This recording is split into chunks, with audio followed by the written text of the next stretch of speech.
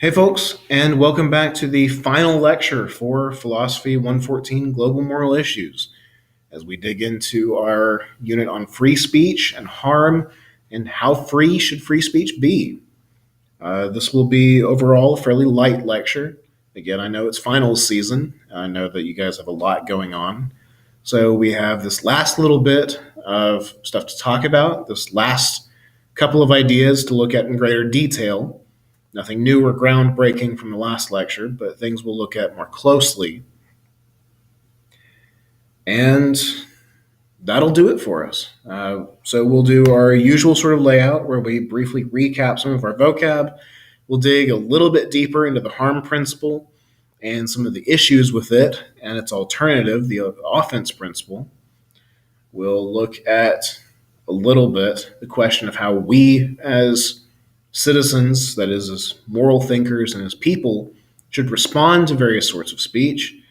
And we'll end with a brief look at where we go from here. So, start off. Let's do our usual bit of recap.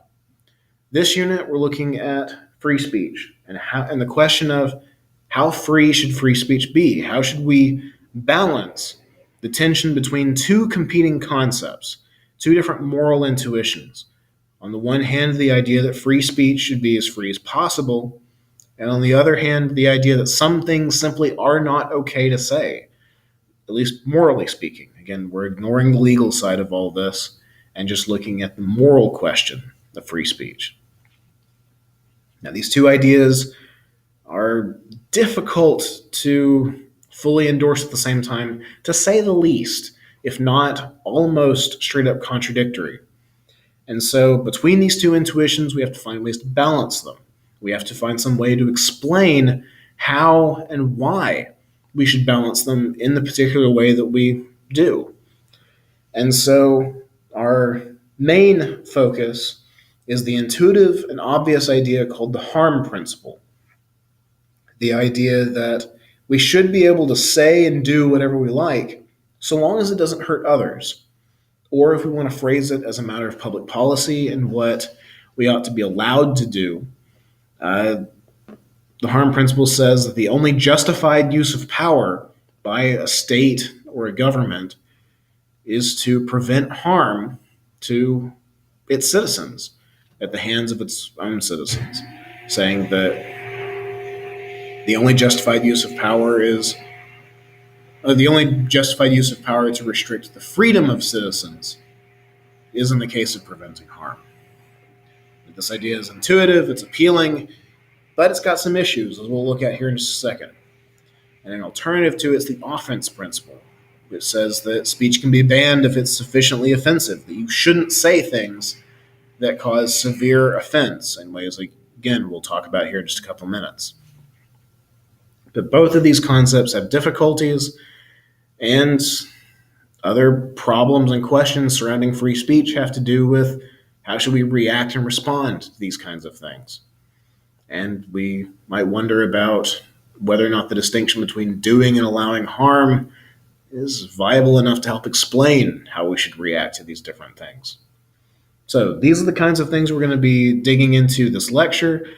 We're not really going to be introducing new concepts compared to the overview. What we will be looking at these in greater detail than we could last time.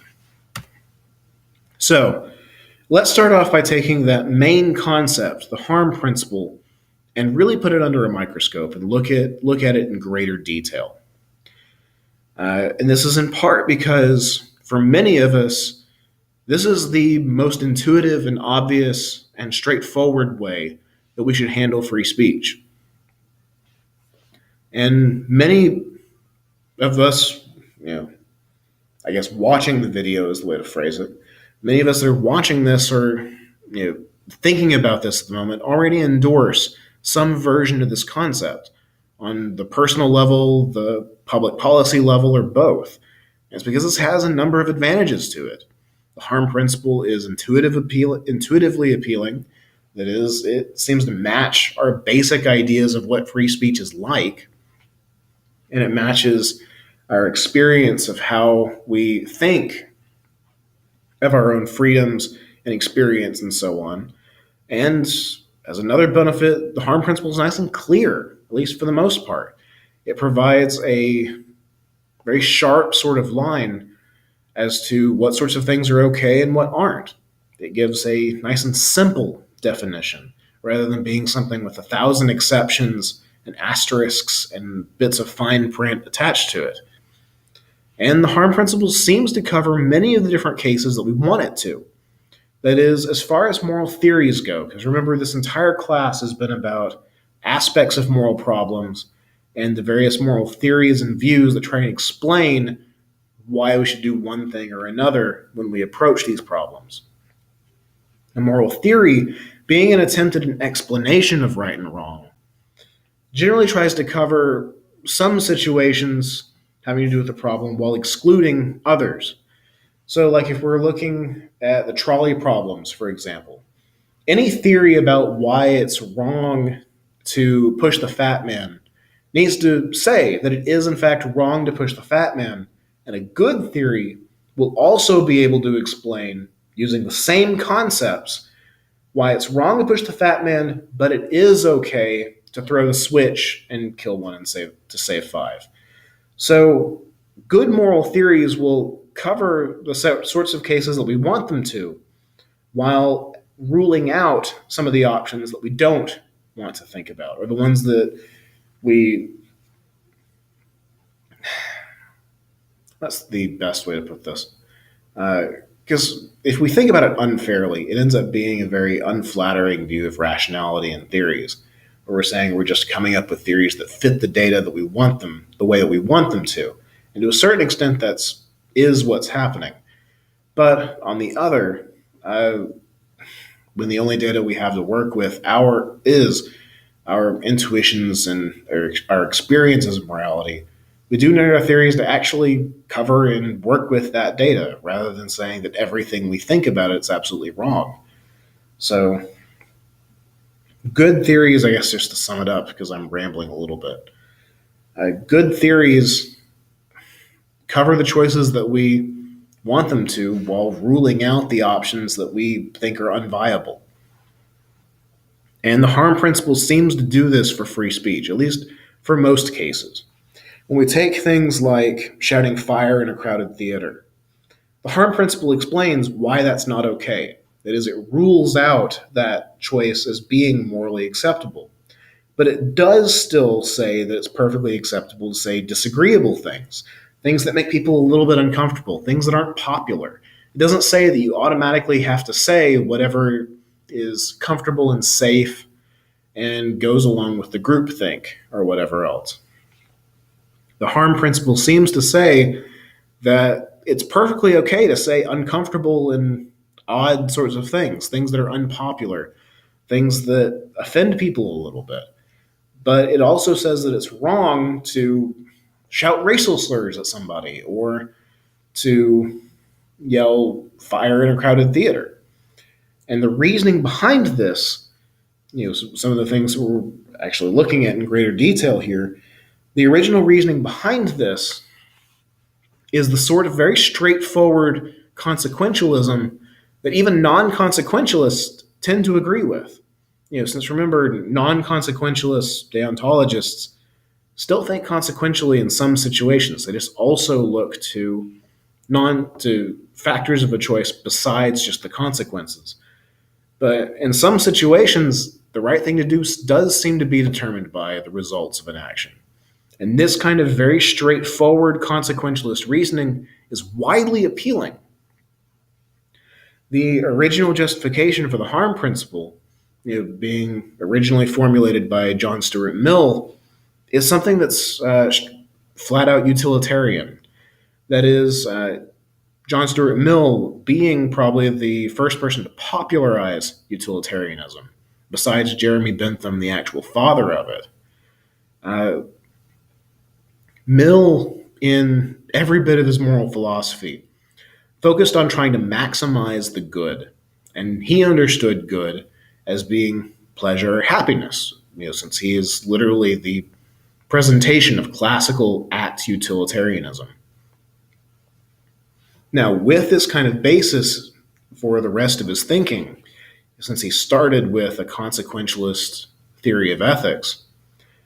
Uh, with this kind of reasoning in hand, Mill looked at the question of free speech and how power should be wielded in a society, and argued that, well, as a society, we ought to try and maximize the good. That is, we ought to try and make things as good as possible. And free speech is a very good thing for a society to have. A free exchange of ideas benefits everybody. It's the sort of thing that allows for greater commerce, it allows for discovery, it allows for uh, the best option for solving a problem to be debated and then decided upon democratically by its citizens. So there's a lot of very real benefits to freedom of speech besides being something we might consider a basic right of human beings. So it's very much something that ought to be promoted in a society. Allowing free speech is a good thing. And the freer the speech, the more of that you get to benefit from. If you allow wild and crazy and perhaps even offensive ideas, well, then that allows for wild and crazy solutions to problems. It allows for original thinking. It allows for innovation. It allows for cultural shifts and philosophical shifts, things that are not possible in a very restricted sort of society. So, under Mill's line of thinking, freedom of speech is something that ought to be maximized. That is, we ought to allow speech to be as free as possible.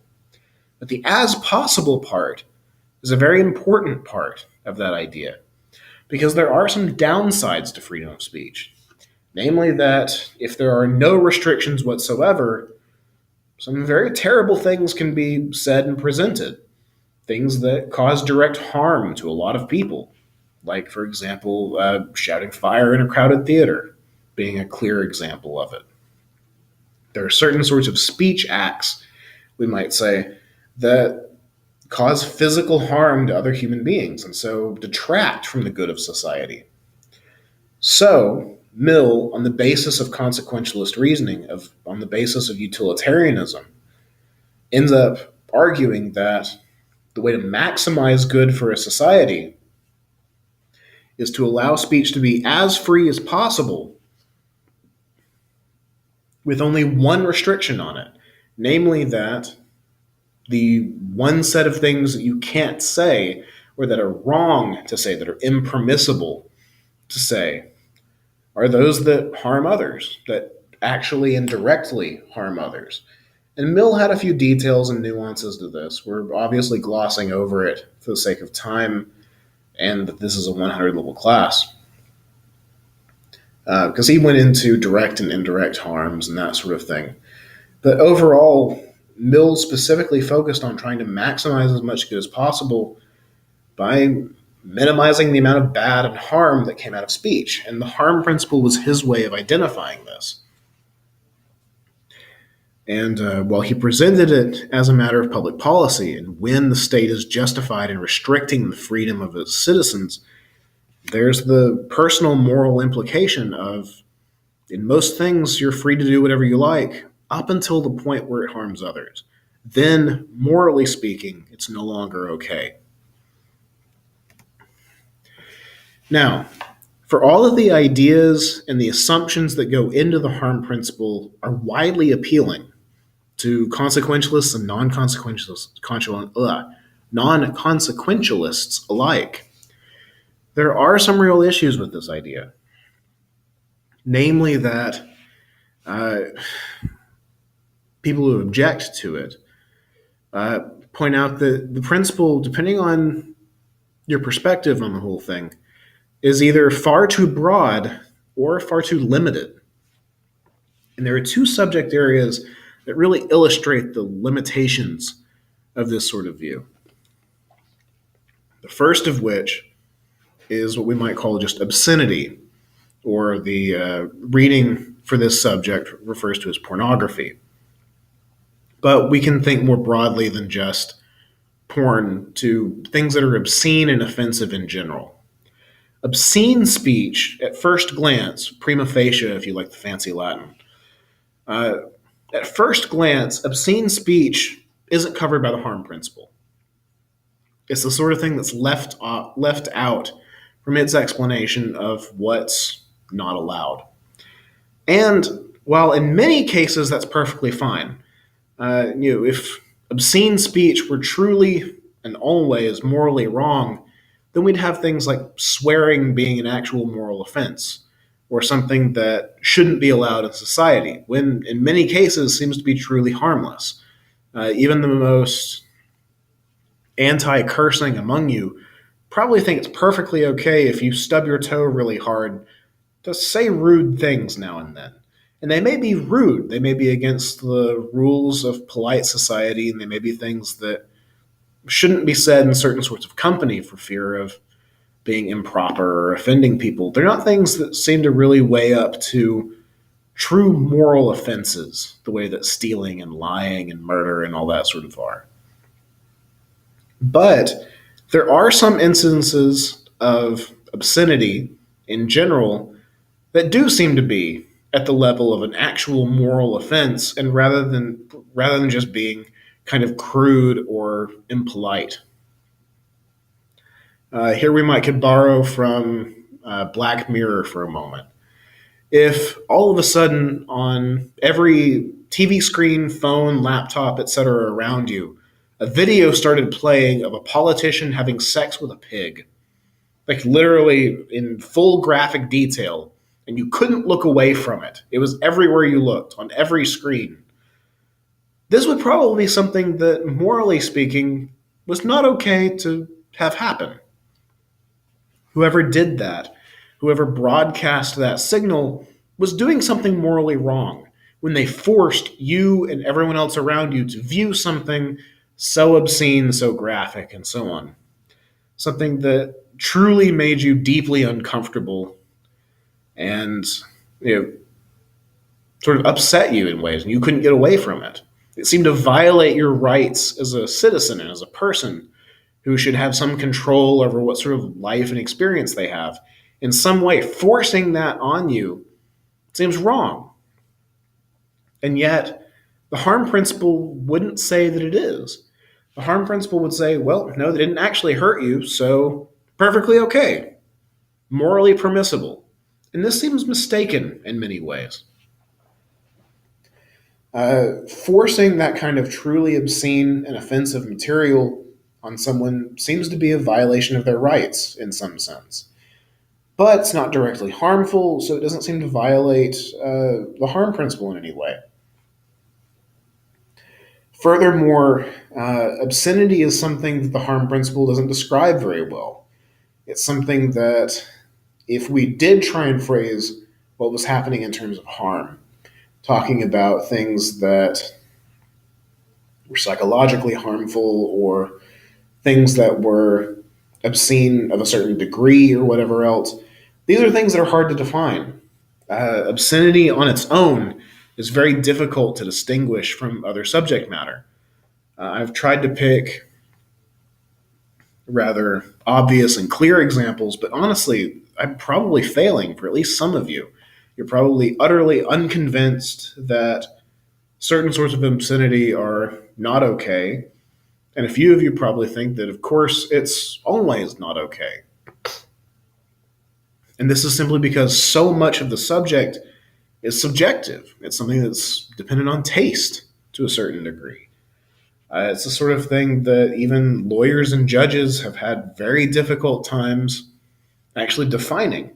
There's a rather infamous moment in Supreme Court history where I believe it is Oliver Wendell Holmes, the Supreme Court justice, said that he didn't know what pornography was enough to define it, but he knew it when he saw it, and so would identify it and ban it accordingly. And that seems to be, theoretically speaking, philosophically speaking, a really crappy sort of position to take. If something's so vague that we can't define it well, that doesn't bode well for a theory that relies on that sort of concept. And it seems very difficult to accommodate it with a theory if it is this loose of a concept.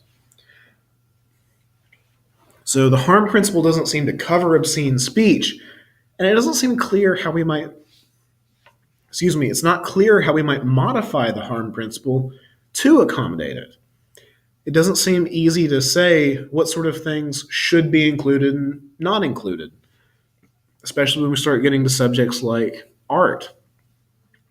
If we simply start trying to include all sorts of depictions of sex and nude bodies and so on, then art goes out the window, medical textbooks go out the window, looking at yourself in the mirror goes out the window, and that's obviously too much. But there are even more subtle distinctions. Even in actual obscenity law that has been passed in the United States, it's been difficult to draw distinctions between erotica, which has largely been considered perfectly fine, and pornography. The line between the two, between what's obscene and not obscene, is not always clear. And so it's not certain how the harm principle could be saved and modified to include and describe what's going on in these sorts of cases. And the exact same sort of thing shows up when we start talking about hate speech and offensive speech. Things that are, we might say are just straight up racist or misogynist or transphobic or homophobic or whatever else. These same cloudy concepts, these same vague concepts come up, and the same problems start surrounding them, and how we might try and modify the harm principle. For example, if I were to just start shouting racial slurs into my microphone right now, this is obviously not morally okay. This is not something that your instructor should be doing, morally speaking. And it's obviously distasteful in many ways. But it's difficult to quantify or describe in any sort of clear way what harm would be being done by it. Yes, it's obviously hurting some people. So if I were to shout racial slurs that directly applied to the students in my class, then there would be some clear lines and arguments on how I hurt you by saying your particularly apt racial slur that is the one targeted towards you. I'm not saying that they're apt or accurate or anything like that. God, no. But suppose that I started shouting racial slurs that didn't apply to anyone in my class. I started shouting slurs that have to do with groups that are not represented among my students. This is still something that seems morally wrong, but here the harm isn't nearly so obvious. Who's being hurt, even psychologically or emotionally or socially, by me saying the things that I'm saying in this hypothetical horrible scenario? Since it's difficult to define what the harm actually is, it's difficult to say why the harm principle or how the harm principle could be modified to accommodate and describe what's going on here and why that's not okay. So as a matter of moral theory, the harm principle has some real limitations to it. There's a couple of very hard, difficult cases that don't fit well into the framework that the harm principle provides. Now, an alternative might be to use something like the offense principle that Feinberg offers, that says that offense is not the same as harm. The two are different things. But in addition to banning speech that's harmful, we should ban speech that is sufficiently offensive, that is extremely and severely offensive to others. And Feinberg adds the stipulations that it needs to have a certain sort of duration. We need to consider how well somebody could get away from it or ignore it, or how intentionally offensive it is. For example, Feinberg proposes that offensive speech is not morally permitted, but it's still okay for Nazis to meet in private, for example, because you can ignore them. You can get away from a meeting in a private home. It's the sort of thing that the rest of society really doesn't have to be subjected to. And since they can ignore it, the kinds of offensive things that would be said at a Nazi rally inside somebody's basement is not nearly so bad as Nazi slogans being presented on national television or something like that. In that sort of situation, we can't escape it in nearly the same way, and so it's far more severe in that sort of case. And Feinberg also points out that since offense and harm are not the same thing, obviously, but even not trying to define offense in terms of psychological or emotional harm, since the two are distinct, offense can be understood as being far less severe than actual harm. And so the penalties should perhaps be lesser. So Feinberg does draw a number of distinctions and fine details and conditions into his principle that honestly we don't need to worry about nearly so much. Our main focus is on whether or not the offense principle does a better job of explaining what sort of speech is morally okay and what isn't than the harm principle does. And on the one hand, it does cover a number of cases that the harm principle doesn't. In the case of me shouting racial slurs into my microphone, Feinberg's offense principle would explain why that's not okay, even if I'm shouting things that don't apply to anybody and don't directly affect anybody. If I have, for example, well, let's go with religious insults instead. If there are no Unitarian Universalists in my classroom and I start shouting all sorts of horrible religious insults at Unitarians, and none of you are Unitarian, then it seems difficult to argue that any of you are being directly harmed by my insults to UUs and everything else.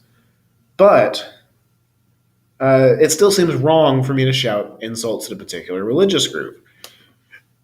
So, where the harm principle can't explain why that's wrong or why that might seem wrong and why it shouldn't be allowed, the offense principle would explain and say that, yeah, no, that's offensive speech that you can't get away from.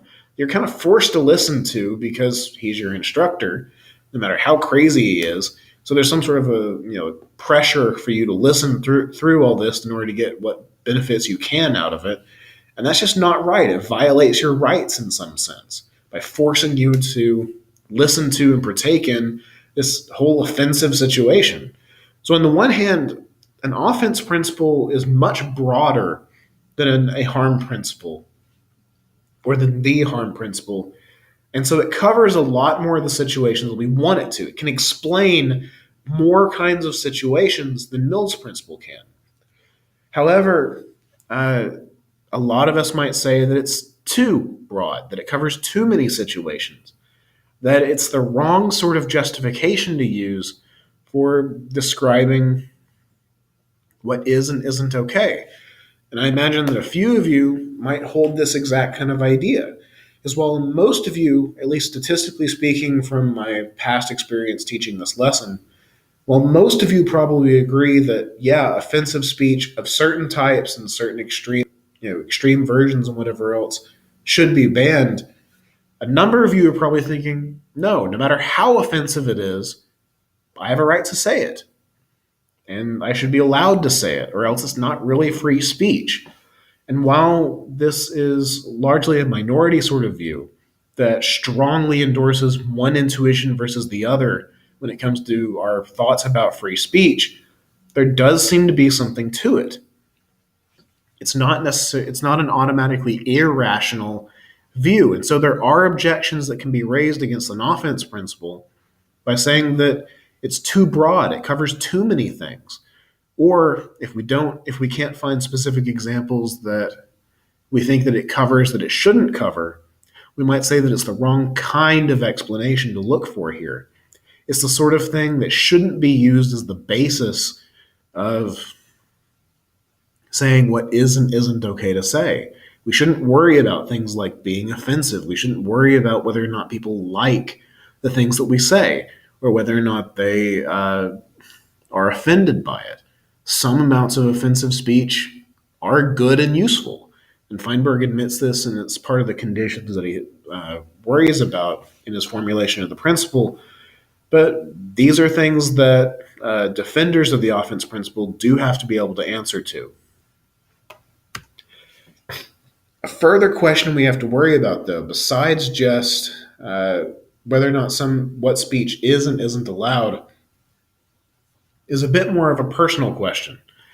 One on how we should act when we're presented with this kind of speech. We've spent the last 15 minutes or whatever else talking about obscene speech and offensive speech and all this sort of thing.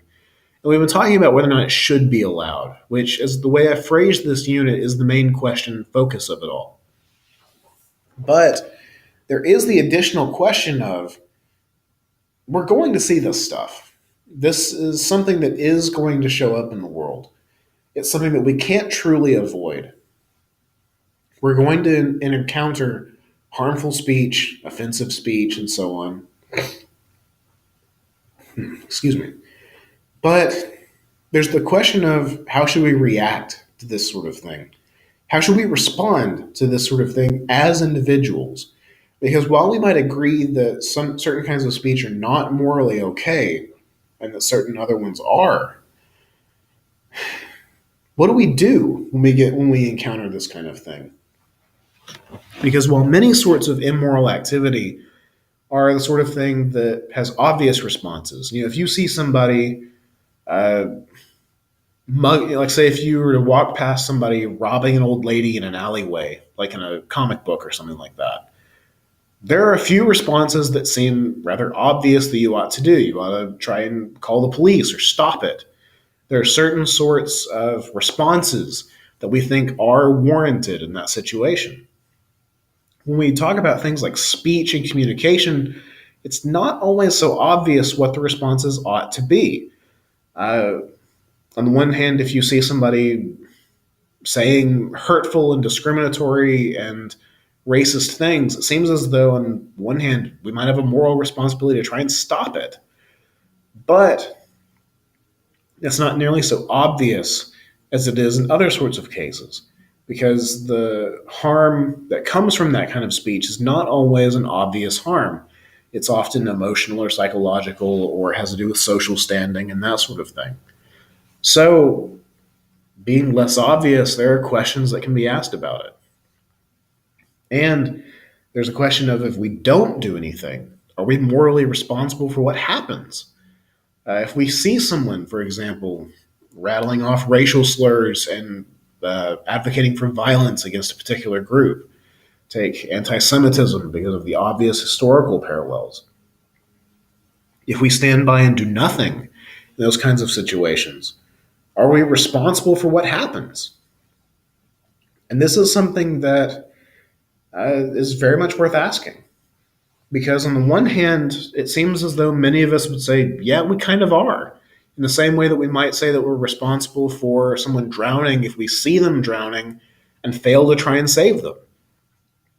We're allowing that terrible thing to happen.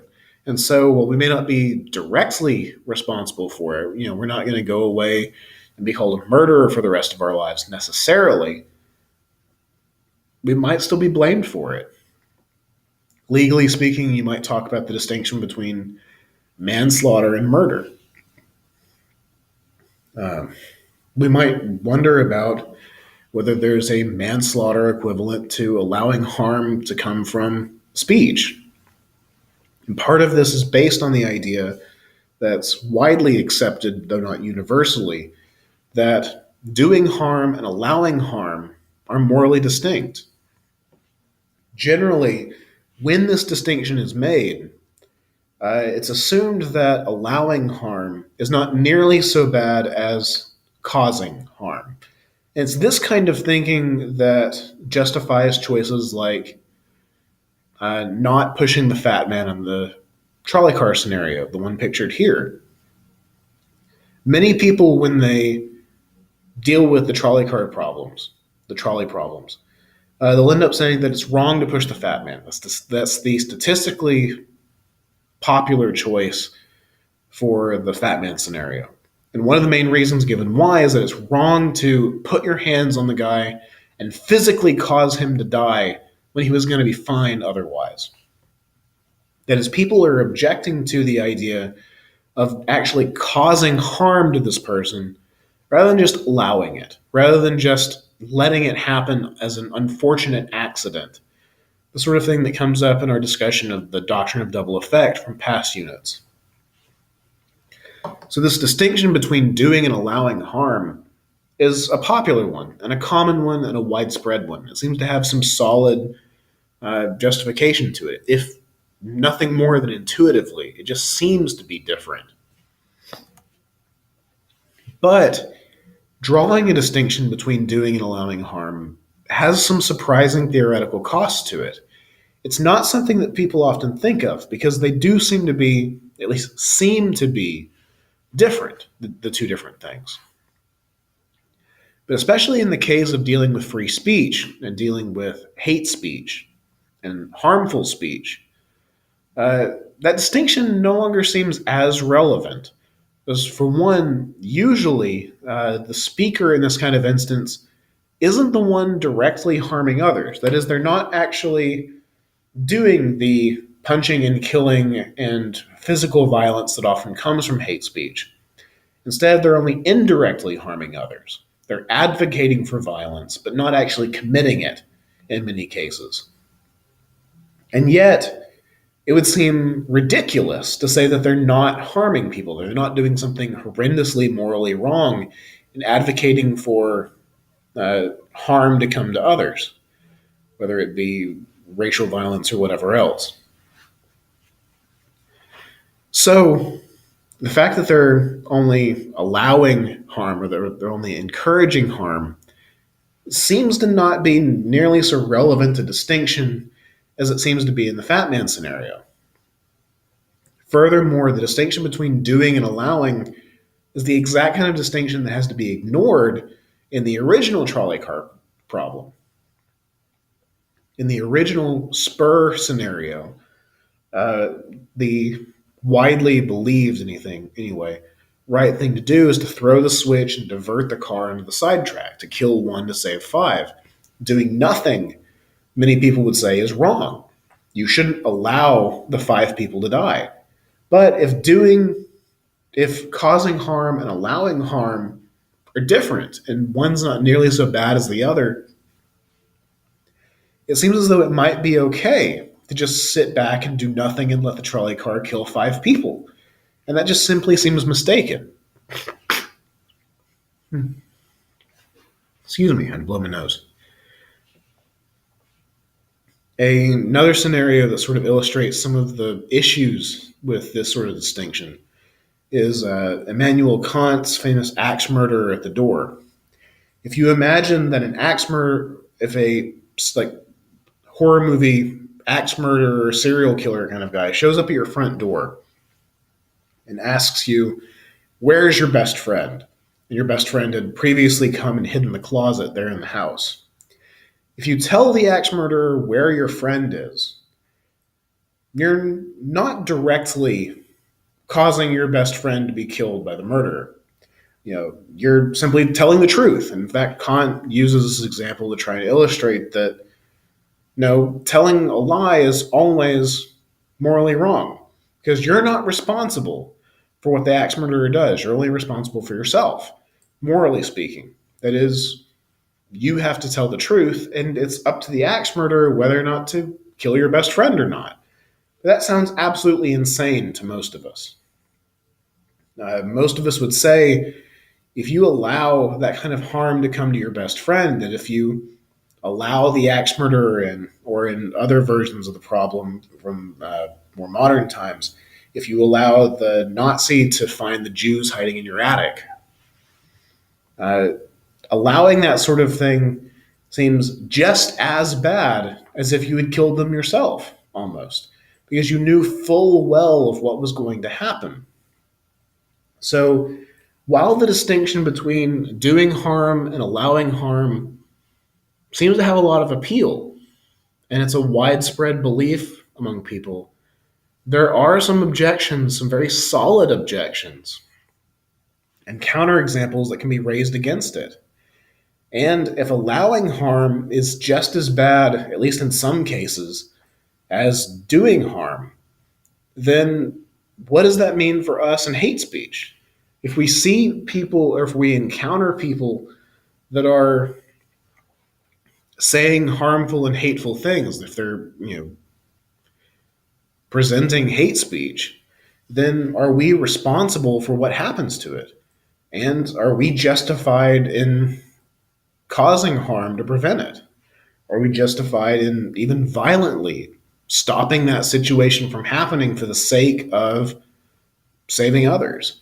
It's the sort of thing that sort of presents its own sort of trolley problem, where you have the puzzle of, do I punch the Nazi myself, possibly saving five minorities, which is a terrible way of phrasing it. I know that's horrible. Um, what's a better way of phrasing this? I can violently assault this, jerk, this racist. I can physically assault the racist, possibly saving uh, five people from being hurt, or I can stand by and not commit violence. But if the racist keeps talking, people will be harmed by it. There's the question of what's the right thing to do in that scenario. So we sort of have this odd sort of racist trolley problem that you can build out of the whole thing, or any other parallels.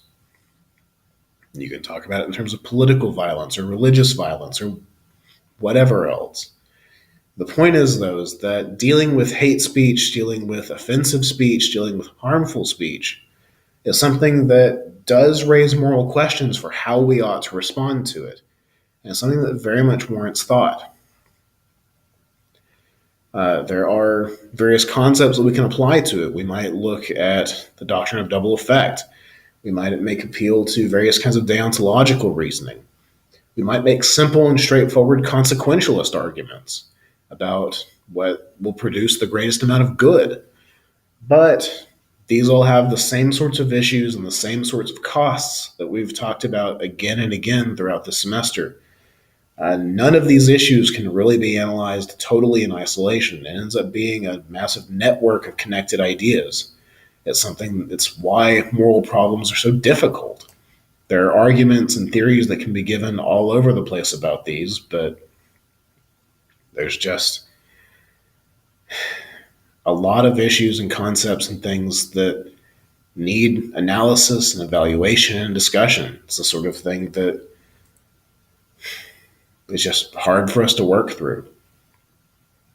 But it very much has to be worked through because they're very important things. There are people at stake, there are lives at stake. And there's the question of what should we do about these? So overall, my point is that the question of free speech and the morality of speech is not something that's just at the level of the political sphere. It's something that has direct implications for us and what we ought to do about it, even if we have nothing to do with our local, national, or state governments. There are moral questions that face us that we have to have answers to, or at the very least, we have to be ready to think about and deal with. And I guess that's honestly kind of the theme for the whole semester, because that's it. That's all we've got. There is no next time. There is no additional lecture. There is no greater amount of detail here. That's what we have. And I guess overall, the theme is morality is hard.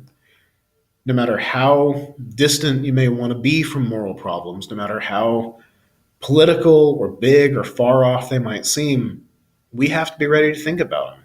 And so, hopefully, over the course of the semester, these lectures, these readings, these exercises, all of this has been beneficial for you.